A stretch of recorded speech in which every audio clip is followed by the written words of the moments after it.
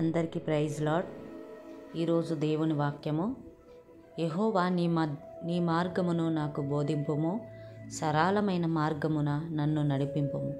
కీర్తనల గ్రంథము 27వ అధ్యాయము 11వ వచనము.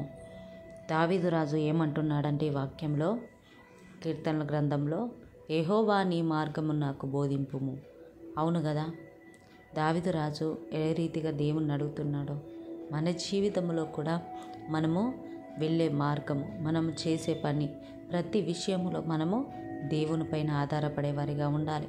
యెహోవా నీ మార్గమును నాకు బోధింపుము. మనము సరి అయిన మార్గము, ప్రభా నేను ఎలా నడుచుకోవాలి, ఎలా వెళ్ళాలి, ఎలా ముందుకు నడవాలి, ఏది మంచిది ప్రభా నాకు బోధించుమని అడగడము, అది మంచి వాక్యానుసారమైన జీవితం.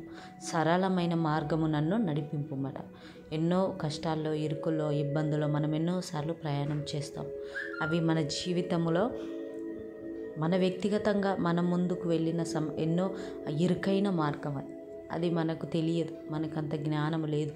కాబట్టి మనము ప్రతి పనిలో, ప్రతి విషయంలో మనము దేవుని పైన ఆధారపడుతూ, ప్రభువా నీ మార్గము నాకు బోధింపుము ప్రభా, మాకు ఏది మంచి అయిన మార్గమో, ఏది సరళమైన మార్గమో ప్రభా నన్ను నడిపించమని దావీదు రాజు అడిగినట్టు మనము అలా రీతిగా ప్రార్థించి ప్రతి విషయంలో ముందుకెళ్ళే వారిగా ఉండాలి.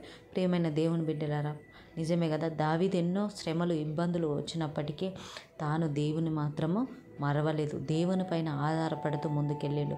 అదే రీతిగా మన జీవితంలో కూడా ఎన్ని సమస్యలు, ఎన్ని ఇబ్బందులు, ఇరుకులు వచ్చినప్పటికీ మనము కూడా నీవైనా నేనైనా దేవుని పైన ఆధారపడే వారిగా ఉండాలి.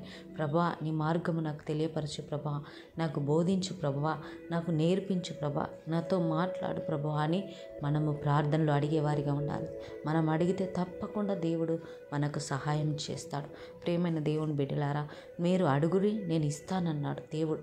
నీ వెంటుండి నిన్ను నడిపిస్తానన్నాడు దేవుడు. ఎక్కడో ఉంటాను, నీకు తోడు ఉంటాలే అని చెప్పలేదు దేవుడు.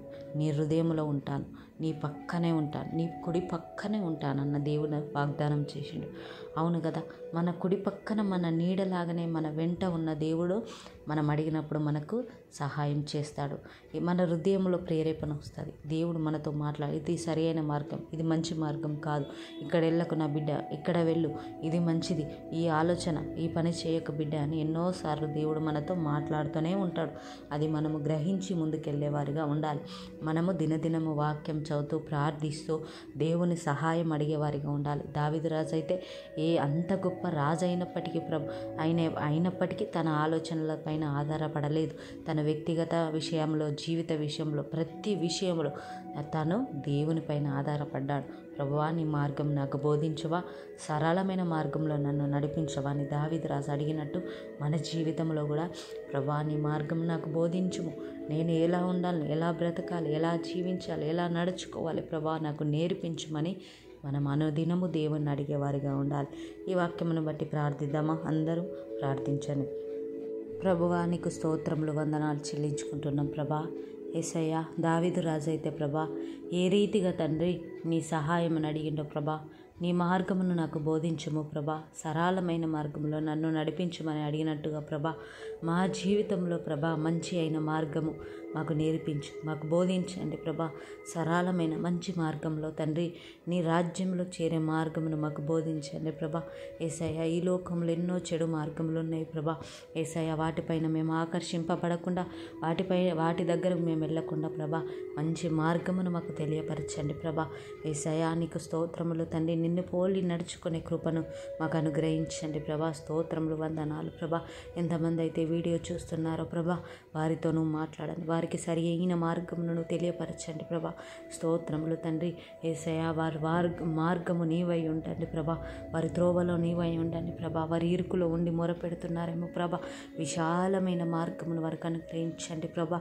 వ్యాధి బాధల్లో, ఇరుకుల్లో, ఇబ్బందుల్లో, కష్టాల్లో, నష్టాల్లో ప్రభా ఎంతమంది అయితే ఉండి ప్రభా ఏ సహాయము కోసం నీ సహాయం కోసం ఎదురు చూస్తున్న బిడ్డలకు ప్రభా తగిన సమయంలో నువ్వు జవాబు అనుగ్రహించండి.